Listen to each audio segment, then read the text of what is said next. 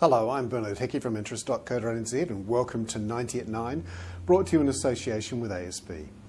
This is our morning briefing where you get everything you need to know in 90 seconds at 9 o'clock, starting now with news the New Zealand dollar is back under 63 US cents.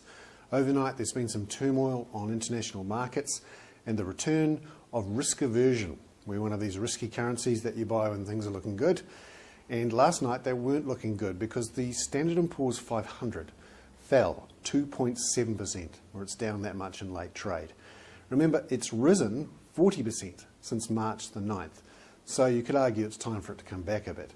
But New York generally was weak, and the economy there, according to a Federal Reserve survey, is further into contraction territory.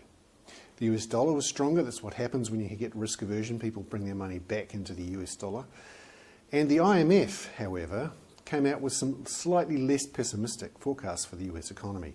It now sees a US bounce in 2010, and the contraction in 2009 is likely to be around about 2.5%, not the 2.8% forecast earlier.